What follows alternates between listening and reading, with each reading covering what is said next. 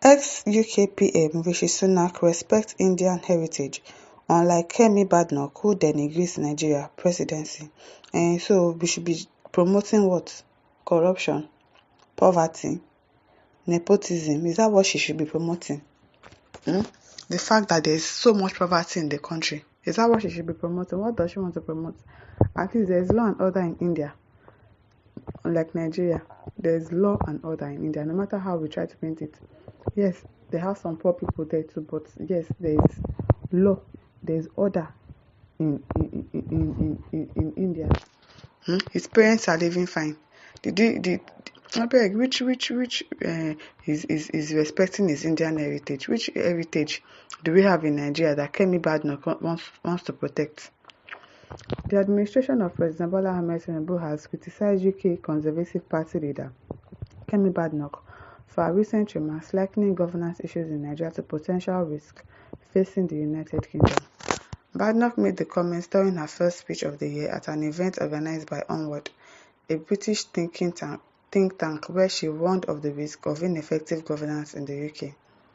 She cited Nigeria as an example, drawing a parallel to underscore the need to build public trust and position the Conservative Party as the solution to British challenge. No matter what you say, it's Nigeria that she will use as an example because that's where she came from. So where do you want her to use as an example? She cannot use another person's country. It's her country that she will use as an example. She has seen a whole lot of bad governance, corruption, poverty. She has seen her family go from being rich to becoming poor. So what do you want her to use as an example again? It is definitely Nigeria. However, the special advisor to the president on policy communications, Daniel Bwala, during an interview on Channels Television Sunrise Daily program on Monday, stated that former British Prime Minister Rishi Sunak is Indian-born and doesn't denigrate his origin, but Kemi Badenoch denigrates Nigeria. Because Nigeria needs to be denigrated. Because we don't have leaders in this country. We Nigerians, we support her to denigrate more, to push people's neck more, to step on your neck more. Maybe people will do the right thing.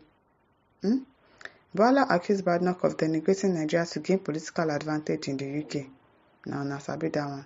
He dismissed the relevance of Badenoch's remarks to Nigeria's international relations or its effort to attract investors. He argued that her statements will not affect Nigeria, as she is not the head of government in the UK, it will not affect Nigeria. It's because people are shameless now. Especially you, Bwala. Do you have shame? You don't have shame. Bwala, who acknowledged Badenoch's achievements in the UK, argued that she is capitalizing on populism that thrives on public discontent. He said, I don't think it would have an effect because she is not the government in power. Usually, these international relationships or collaboration are dealings between governments because she is not the government in power. It will not have any effect. Secondly, because she is a Nigerian, investors will be smart enough to assess what she is saying, whether it is born out of rhetoric. The only problem we have with Kemi, I think, is the rhetoric because Kemi belongs to the right base in the United Kingdom, which is what you see in this populism around the world, that you can depend on your support system if you can feed off the anger of the people, Bwala said.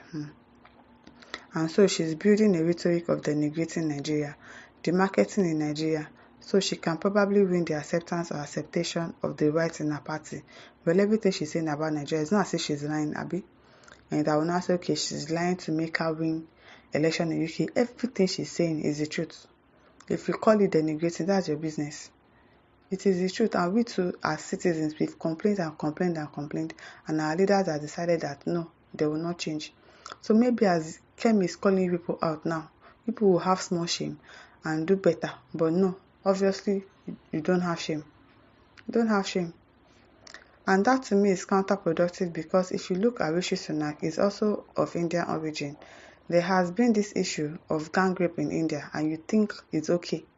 And you think that's a good legacy for a country to have. See the example that somebody in politics is saying, a leader, a supposed leader is saying, there has been issue of gang rape in India.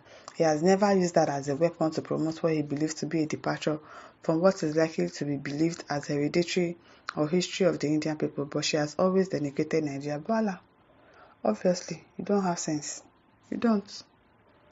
Ebube Maxwell says, because in India, the law respects the citizens. If you want respect, first respect the people, Abi. That's under you. Nigeria has nothing to protect. Nigeria is a zoo. Nigeria will never go and be better again in this life. Nigeria, because is a forever soul. Is a forever zoo. Is gone. R.I.P. Nigeria. Mazi Agu says yes, because Nigeria is a zoo country ruled by criminals and looters, and also a terrorist country. Yes. At least you don't hear the cases of terrorists in India. You don't hear the case of, somebody committed something and the person is allowed to go scot-free, or somebody is arrested illegally for doing nothing. Have you ever heard that in India? No. James Obinawagiri says Indian heritage has respect for Rishi Sunak. His parents were treated like humans and citizens, unlike Kemi, who was mistreated. Nigeria has no respect for her parents, and other common citizens. Kemi is not the only one. If I lie, ask other Nigerians in diaspora. A whole lot of people that have bad experience in Nigeria. Even we that are here, we are experiencing it. So, Kemi is not lying. She's definitely saying the truth. Cedric Voss says, yes, she ought to have been promoting corruption, nepotism, insecurity, sectionalism, and religious defense as against her stance for the truth. Those are the national values of Nigeria. Don't mind them. She should be lying that the country is fine when it's actually not fine. Francis Ekpeyon says, whoever speaks truth is denigrating, but one who harbored a bomber, one who was involved in criminal forfeiture, one who went to school and graduated before the school was established, one who was given a list of 400 sponsors of insecurity and nothing happened, is promoting the country. Don't mind the Yeboala, shameless man. God is a family crisis. Thank God she is Yoruba to Yoruba. If she were to be Igbo, all the Yoruba bigots will target tribalism. Beg, don't start.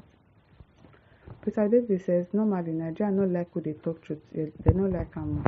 The truth was to help you see areas where you are lacking. Everything she said about Nigeria is true. And I know this fact, they know. But they don't like to hear the truth. Oh, she's denigrating. India man is not denigrating. I beg, let's hear what. Valodin Worldwide says, fix Nigeria so that Kemi will speak good of Nigeria. Exactly. If you want her to change the narrative, then you to change the narrative. Do something good for the country. 95% of Nigerians feel the same way as Kemi. Very true. So if you want her to quit talking about the bad things in Nigeria and start talking about the good ones, then you should change for the better. Change. Julius Owabumura says, because Nigeria was not fair to her, she surely has her experiences about the country. Yes, she surely does. Cynthia Ogochukwu says, she's saying the truth. Believe me, Nigeria as a country is bad for humanity. Very, very bad. Very bad. So if you want her to stop talking about Nigeria, do right. My listeners, over to you. Leave your thoughts in the comment section. Don't forget to like, to share, and subscribe. Thank you for listening. See you some other time. Bye.